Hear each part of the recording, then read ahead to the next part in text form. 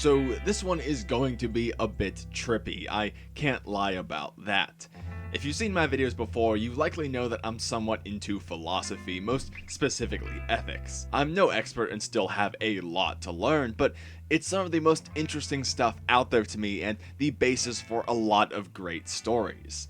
And Code Geass is no exception from philosophy's grip on compelling narrative, showing off a classic utilitarian versus deontological battle, among other metaphysical dilemmas. But Lelouch creates a very interesting point where he succeeds in a utilitarian revolution, but then goes further past that, becoming a symbol of hate and oppression for the world as a second coming of mad tyranny in the Britannian family. In this way though, he actually fails his utilitarian revolution becoming right. Because of his hostile takeover, the war that ensues after, and the hatred he draws from the world, almost no one is happier after his penultimate stage, the end of the revolution. His death at the New Zero's hands changes this, and the world is now miles ahead of where it was before, and during his reign as well. We know this is all part of his plan, but is this final stage, the Zero Requiem, part of his rebellion? I mean, a rebellion is literally defined as an act of violence or open resistance to an established government or ruler. So Lelouch, as the ruler of the world, essentially has no one to rebel against, and thus we consider it some sort of self-rebellion.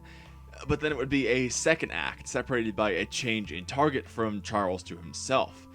Technically, it could always be against Britannia, but he also forwards Britannia in that same timeline, so I wouldn't want to count it as that. So I think it stands that his first revolution is technically wrong given its outcome, or at least what he does with it. His entire plan could be considered right under utilitarianism, but without the Zero Requiem, which I would consider separate from the rebellion, it would be very wrong. But it's undeniable that he had, or will have, a net positive result on the world, even given the loss he incurred. So we reach a point where utilitarianism can't consider him right, despite that being his guiding principle behind the scenes. But what if Lelouch was crafting a new theory through his actions? One that's absurd on the surface, but carries some insane implications given perfect execution and insanely limited use. Well, today we'll be looking at just that sort of thing. An ethical theory of lies based on Lelouch's actions throughout Code Geass Seasons 1 and 2. Now, fair warning, this is a bit rough and unpolished, but I think it's a cool thought experiment of types around anime. It'll get a bit abstract, but hopefully we won't lose anyone along the way. Anyway, let's get into this bit of a trip. First, let's consider the observed reality of a situation. This can either be the truth, what actually occurred, or any number of lies, statements designed to prevent the truth from being reality. So truth always exists first. Without lies, this single outcome defined as truth is observed as reality.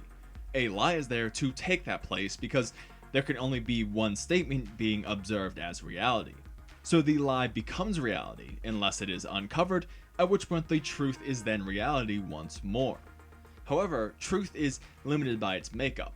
There can only be one of it, it's absolute. Lies, however, are much less finite. They can explore any number of possibilities to obscure truth and stack upon each other. So considering this nature of truth and lies, let's examine a scenario where the truth to a situation is a halt to progress. Say you have a bright young student coming up on entrance exams to a higher level of education that must be passed for him to move on. However, due to situations outside of his control, he's unprepared, stressed, and unable to reschedule, only worsening his already terrible mental state. However, he has an easy way to cheat and do well on the exams, knowing that in every other occurrence of such tests under normal circumstances he did stellar. The education he will receive moving forward will allow him to better the lives of many in his later career. Is it then right for him to cheat, knowing the final result of this situation can have a positive impact on many others? Is the truth worth the worsening of many lives? This could be extended to any situation with similar end results as well. If we simplify it, it comes down to positive progress, which I will just call progress from here on, and an alternative that stalls progress. In nearly any situation involving a lie, the lie is in favor of progress, at minimum for the actor of the lie. Here we will only consider situations of good faith. That means all lies which are told against progress are considered invalid under this theory moving forward because they contain a different world of implications. So essentially we are only considering lies that could be in service of bettering the world. So if one is interested in progression overall, then the best way to achieve it would be to lie, to avoid the truth of the situation which threatens that forward progress. Now, there seems to be a very obvious flaw here, which is the idea that the truth must come out eventually, ruining that very lie. Additionally, this would make the original situation even worse, in our case stop progress even further, thus creating a larger threat than what existed beforehand. If the student in question is caught in his lie 6 months later, he would only have set his progress back even further. However, this threat is simply truth, which we have said before can be avoided with a lie. So once again, the situation reaches the same conclusion. A halt to progress in the form of truth being willed away by the avoidance of truth, i.e. a lie, is the most progressive situation. Our student would cover his cheating with another lie. He was logged onto the website that hosts the notes at the same time of the exam because he had left it open in his room, not because he used his phone during the test. This covers the truth once more, allowing progress to continue. From there, this would continue on indefinitely, with each potential halt being cured in the same manner as the last. The second lie requires a third, the third a fourth, and so on. Okay, so with a few points throughout this video, I'm going to do quick 1 to 2 minute little note sections. You can skip ahead if you don't want to see them, but I'm putting them in here just for anyone who's better with diagrams and visual learning than just hearing me speak. So starting off, we have something pretty basic here, just how we define reality. So reality is what we observe right up here, and in the absence of any lies, in just its default state, it's just the truth, it's what happened. But we tell lies, which is what we say happened, to prevent truth from becoming reality. That's their purpose and what we defined here. So you'll be seeing me draw this a lot, which is arrows crossing over each other in diagrams like this, and that simply means one is moving in to stop the other from moving forward. So here we have the lie crossing over, and that prevents the truth from being reality, and the lie presents itself as reality. So that's just a quick explainer of our definition of lie and truth there. Moving on to the next section, we have a little diagram of how each lie stacks on top of each other.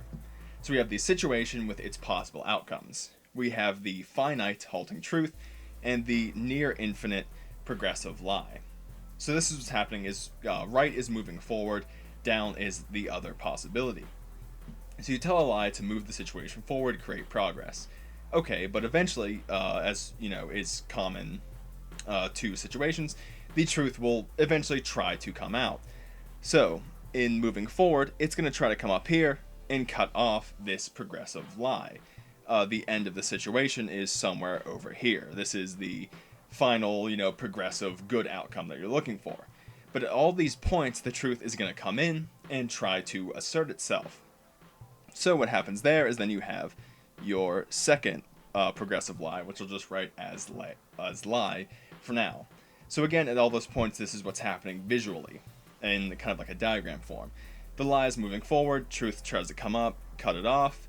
The lie is going to jump around that, present itself here, same thing's going to happen, truth will try to come in, cut it off, lie will jump around once again, and then it'll continue on as many times as needed.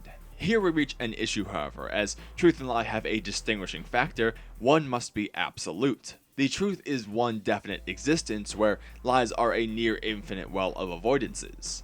However, near infinite is not infinite.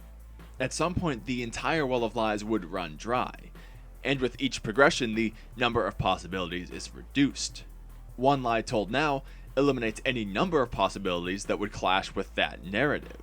Our student could not claim that it was a server error after having already explained his online status with an earlier lie. Anything relating to that is rendered useless. So once all the lies run dry, we're left with only an exponentially compounded situation which threatens the entire basis for which the lies were told. This can be called the breakpoint. At this breakpoint, all progress made from the service of these lies could be rendered useless, making the entire exercise an overall net loss to our progress. So this is a second quick note section here, and this is going to be us going over how those situations narrow. So here we have our base situation. This is the thing you're attempting to lie your way out of. And that, because of the nature of lies being near infinite, has a shit ton, to be very non-academic about it, number of possibilities going across here. We'll just represent it as 4. So that's the number of possible lies that can come off of that situation. And each of them has more lies that could be told progressively from that. So we'd have more sequential lies coming down. The problem is some of these will invalidate each other. In our student example, he couldn't say it's a server error after saying that he was logged on at home accidentally. So say that these deal with it being a server error in some way. Those are no longer potentials that could be included here, so all of those lies are now invalidated under this situation. Now, it doesn't invalidate all of them. There are still other lies where their eventual possibilities could converge and be used, but you can see that each lie also eliminates a lot of other possibilities. And that takes us back to this section down here. And what this is a diagram of how all of these smaller cycles stack on top of each other. So you can see we said this is a small cycle here. And if we look at this cone shape, this is a good visual representation of what happens as those stack and more lies exit. So these are the possibilities of lies that are now inapplicable. So you can see as those are leaving, the only natural shape for this to take is that cone where it's converging to a single point, where eventually all possibilities are exhausted, and that's the breakpoint that we mentioned. So this is just a good visual representation of that, of how it has to converge on a single point due to lies being inapplicable as others are told. So we have our small cycle right here, and a large cycle in that cone shape. But this leaves us with a situation in which truth is a halt to progress, the same scenario which was the root of itself. So is it not then logical to lie this situation away with something new, unrelated to the original situation? A well-formed and perfect deception which invalidates the root situation, that would then invalidate all the lies that followed as well, but leave the progress which was gained through them because the truth of it was never obtained.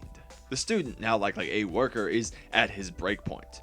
He can no longer lie to cover the root of his progress, but he can tell an intricate lie to cover this. It would be taxing and hard to execute, but say he successfully fakes his death and enters the same status he had before under a new life and continued his progress from there. The former lies are covered and safe from further investigation, and he continues positively onward. So this continues the cycle until once again the breakpoint is reached, and now 2 root lies are near their end, which can be whirled away by yet another cycle of lies, once again leaving the progress behind untouched if perfect enough deception is achieved. This then could continue infinitely or near infinitely, which within a single human lifespan is essentially infinite. So next quick section here, this you can just see is our definition of small cycle and large cycle. We have our small cycles composing the large cycle and so on, and we have the breakpoint right here at the bottom. Excuse my dying Sharpie, my other one just broke. So this, you can see as it's going down, is taking the form of this smaller cycle. So reaching the breakpoint, which is an unwanted endpoint for one of your cycles, we can see it's like this, like how it's defined up here. The truth is trying to assert itself, the progressive lie is here, but there's nothing coming off of this because there's no possibilities left. There's nothing else that can be told. So that's what the breakpoint is. It's that point where there's no more lies in this possible sequence. You're just, again, to be non-academic, a bit fucked. The truth is right there, it's gonna assert itself, and there's nothing you can do about it. Or is there? Because here, you can see I have new root lie told there. So you've exhausted all the possible lies that go with this situation, but you could just create a new situation to lie about. So instead of the lie coming and building off of itself, we have a new one that comes from over here, cuts through that, and this itself becomes a new situation, like we have up here, and starts another whole cycle of these, which in turn start another whole cycle going down. So then, with this new root lie and new situation created, the breakpoint doesn't happen, and instead, you go up here. And then the large cycles start chaining on each other as well. So we have small cycles on top of small cycles to make a large cycle, and then large cycles on top of large cycles to make even more of a chain going on there. This brings a different problem, however. This creates a system in which eventually every single thing told is a lie because the truth has become so obscured under compounded deception that there's no option other than to lie or risk a complete collapse of everything that has been obtained, invalidating it all. Our worker's identity becomes a lie which must be maintained and curated as realistically as possible at all times. Everything he says about himself may at some point become lies only. So if we assume that everyone acting in service of progress acts this way, then lies become more common than truths because truths are so buried by lies that must be maintained. Our worker's entire office is staffed by people just like him, all living false lies to cover an endless amount of deception prior, and no one is true. This, in a sense, changes reality. If everyone is working under the system, then it can be assumed that everything you're being told is actually a lie and not the truth. So everyone is aware what they're hearing is actually a lie, and the act of lying becomes worthless because it's known. If it's known, then truth can be extrapolated from the lies and their extent, which means that this compounded state of lies has actually, in turn, allowed someone to discern the truth, which then invalidates the lies and their progress as well. So under absolute deception, the truth actually becomes absolute as well, invalidating the process of avoiding the truth and creating a null system of no value. This is a bit jam-packed, so let's run through an example. Our worker, at the point of being entirely false, gives details about his life in some small talk. He tells about where he was born, which places he's visited on vacation, which cities he knows about, and so on. If everyone is acting under the assumption they're lying, each detail he gives makes the truth more clear. He clearly wasn't born in the city he said, hasn't been to any of the places he's visited, and so on. Eventually, the number of potentials becomes low enough one could assume the actual truths based on what hasn't been said. The options narrow at every turn once everyone is in on the game. Depending on how simple the root lie is, say a simple yes or no question, then you could immediately determine the truth. And as the possibilities start to grow closer, each lie approaches a yes or no orientation. The system could never stand with all acting within it. So this quick note section is pretty simple. This is just a visual representation of the lies and truths we have left. So obviously only one truth, finite, absolute. We've gone over that a lot. And the lies here, you can see we've exhausted some possibilities, but there's more. They're coming up, they're being gotten rid of as the cone is decreasing in size. So you can see those are reaching an end. And if we're acting under the assumption that people know this is how we're acting, people know we're lying, everyone's following this, as these start to get reduced, we get closer and closer to the truth. Because again, going down that cone shape, there's less and less possibilities. And then let's say we get to the nth lie, the last lie before the breakpoint, or we're at the breakpoint. Now, under our current assumption, we would just simply start a new one, start a new situation, and move from there. But at this point, because there's only one possible lie left, we've exhausted everything else, we know that what they would say there wouldn't be the truth. So, because we can assume that that's false, we know that the truth is everything that hasn't been said. So we can assume, oh, this is what they avoided with that new situation. The truth is right here. We know everyone's lying, so we know that couldn't be it. Everything else has been exhausted. This is the only possibility left. It has to be then the truth. So what are the flaws of this system?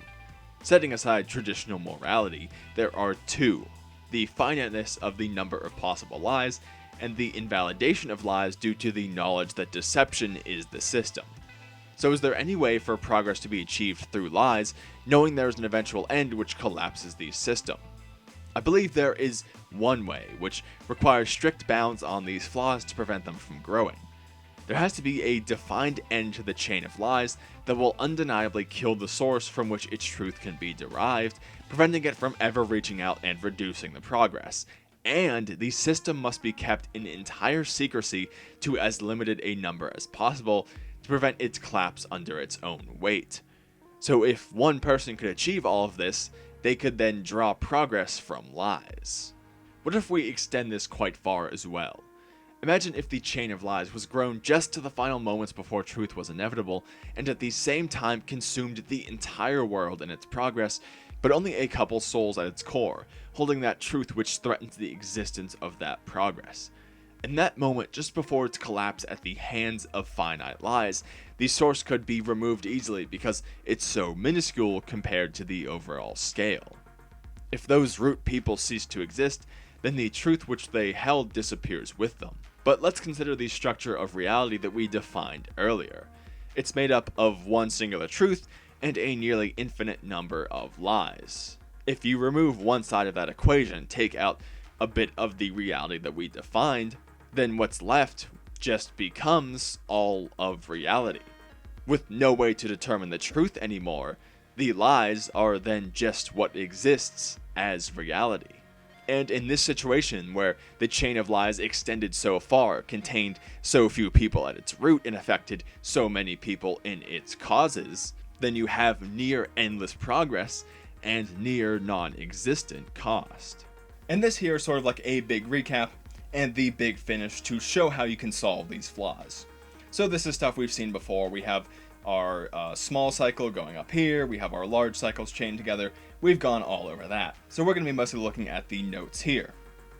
This chain of lies of large cycles is so large, the entire world is affected. This is positively affecting everyone in some way, or is leading to a situation that will. So that's what we have going on there. Our original situation, which we're showing the roots of here, is just one or two people. It's a very small amount of people who know the actual truth of this situation.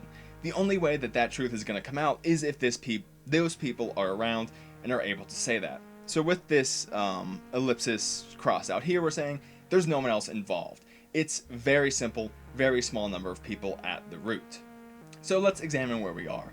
We're saying we're on the nth large cycle at the nth lie. So that is the literal final breakpoint. There's no more large cycles we can create. There's no more small cycles we can create. Everything is exhausted. We're leading to the final breakpoint. No way to avoid this.